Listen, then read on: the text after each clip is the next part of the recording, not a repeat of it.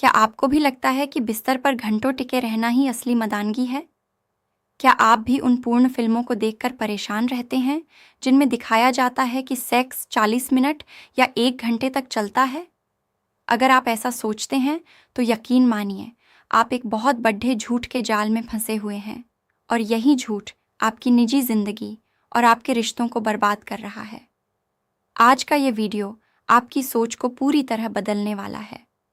मैं आज वह सच बताने वाली हूँ जिसे अक्सर लोग शर्म के मारे छुपा जाते हैं। क्या आप जानते हैं कि मेडिकल साइंस के अनुसार परफेक्ट टाइमिंग क्या है? और क्या आप जानते हैं कि महिलाओं को संतुष्ट करने के लिए टाइमिंग से भी ज़्यादा ज़रूरी एक और चीज़ है जो शायद आप गलत जगह ढूंढ रहे हैं? इस वीडियो के अंत में मैं आपको वह सटीक समय बताऊंगी जो रिसर्च में साबित हो चुका है। लेकिन उससे पहले हमें उस अंग के बारे में समझना होगा जहां सारा खेल शुरू और ख़त्म होता है। अगर आप आज यह गणित समझ गए तो आपकी पूरी सेक्सुअल लाइफ बदल जाएगी। नमस्ते, मैं हूं डॉक्टर पूजा और आज हम मेडिकल एडवाइस के इस प्लेटफॉर्म पर बिल्कुल खुले शब्दों में बात करेंगे, बिना किसी शर्म के, क्योंकि सही जानकारी ही आपको शर्मिंदगी से बचा सकती है।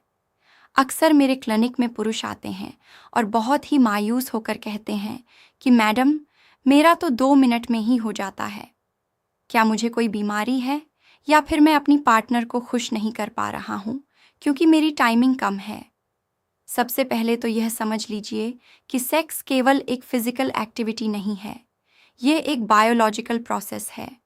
जब हम सेक्स की बात करते हैं तो लोग अक्सर सिर्फ पेनिट्रेशन यानी लिंग के अंदर जाने के समय को ही सेक्स मान लेते हैं, जबकि यह सबसे बड़ी गलती है। असली संतुष्टि कहाँ छिपी है? चलिए अंगों की बात करते हैं। महिलाओं के शरीर में एक छोटा सा अंग होता है जिसे क्लिटोरस कहते हैं। यह योनि के ऊपरी हिस्से में स्थित होता है। आपको यह जानकर हैरानी होगी कि 75% से ज़्यादा महिलाएं सिर्फ पेनिट्रेशन से ऑर्गेज्म तक नहीं पहुंच पाती। उन्हें क्लिटोरल स्टिमुलेशन की ज़रूरत होती है। अब आप खुद सोचिए, अगर आप सिर्फ टाइमिंग बढ़ाने के पीछे भाग रहे हैं और आपको यही नहीं पता कि सही जगह पॉइंट कौन सा है, तो आप चाहे 1 घंटा भी लगे रहें, आपकी पार्टनर संतुष्ट नहीं होगी।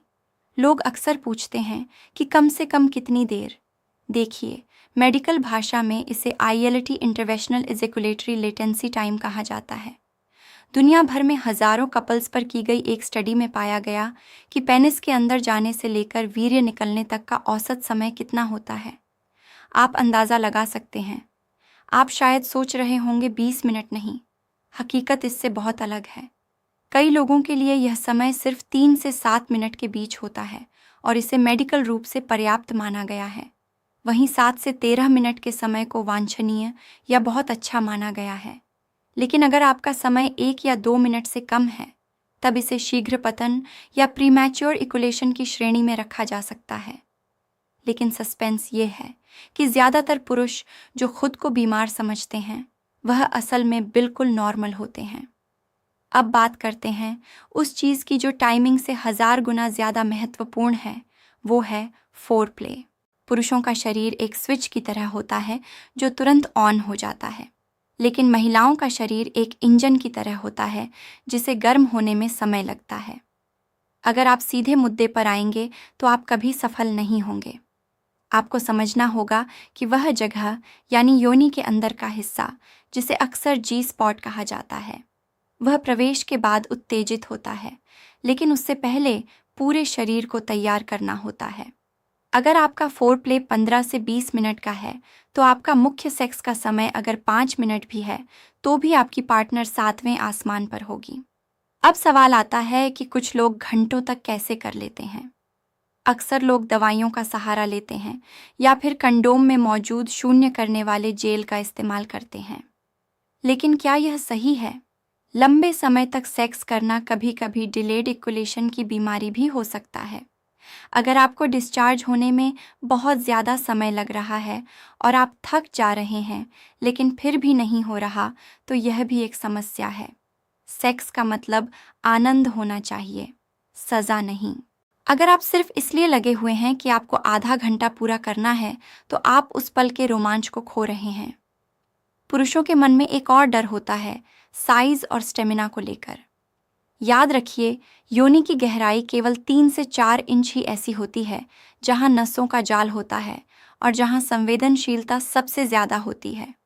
इसलिए साइज से ज्यादा आपकी तकनीक मायने रखती है। जहां तक स्टेमिना की बात है, तो यह आपकी मानसिक स्थिति पर निर्भर करता है। अगर आप तनाव में हैं, डरे हुए हैं कि आप जल्दी DDDH जाएंगे, तो आपका दिमाग शरीर को जल्दी सिग्नल भेज देगा और सब खत्म हो जाएगा। इसे परफॉर्मेंस एंजाइटी कहते हैं। तो चलिए अब उस रात से पर्दा उठाते हैं कि कम से कम कितना समय सही है। शोधकर्ताओं ने सेक्स थेरेपिस्ट्स के बीच एक सर्वे किया, जिसमें सामने आया कि 3 से 7 मिनट का पेनिट्रेटिव सेक्स पर्याप्त है और 10 से 13 मिनट बेहतरीन है। 1 से 2 मिनट को बहुत कम माना गया है और 15 से 30 मिनट को बहुत लंबा माना गया है, जो अक्सर अरुचि पैदा कर सकता है। जी हाँ, आपने सही सुना। 30 मिनट तक लगातार रगत देना मेडिकल रूप से कोई आदर्श स्थिति नहीं है। इससे अंगों में सूजन या दर्द भी हो सकता है। अगर आप अपनी टाइमिंग बढ़ाना चाहते हैं, तो केगल एक्सरसाइज करें।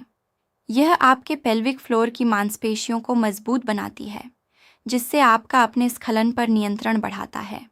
इसके अलावा स्टॉप स्टार्ट तकनीक अपनाएं। जब आपको लगे कि आप चरम सीमा पर पहुंचने वाले हैं, तो रुक जाएं, गहरी सांस लें और फिर शुरू करें। यह आपके दिमाग को प्रशिक्षित करता है। अंत में सबसे ज़रूरी सलाह, अपने पार्टनर से बात करें। उनसे पूछें कि उन्हें क्या पसंद है। सेक्स केवल आपके लिंग की मजबूती का टेस्ट नहीं है, यह 2 लोगों के बीच का जुड़ाव है। अगर आप अपनी पार्टनर के अंगों को, विशेषकर क्लिटोरिस को समझ गए और उसे सही तरीके से उत्तेजित करना सीख गए, तो समय की पाबंदी खत्म हो जाएगी। असल मर्द वो नहीं जो घंटों तक मशीन की तरह काम करे, बल्कि वह है जो अपनी पार्टनर की ज़रूरतों को समझे और उसे मानसिक और शारीरिक दोनों रूप से संतुष्ट करे। उम्मीद है आज की यह जानकारी आपके कई भ्रमों को दूर कर देगी और आपकी लाइफ में खुशियां लाएगी। शर्माना छोड़िए, वैज्ञानिक बनिए और स्वस्थ संबंध बनाइए।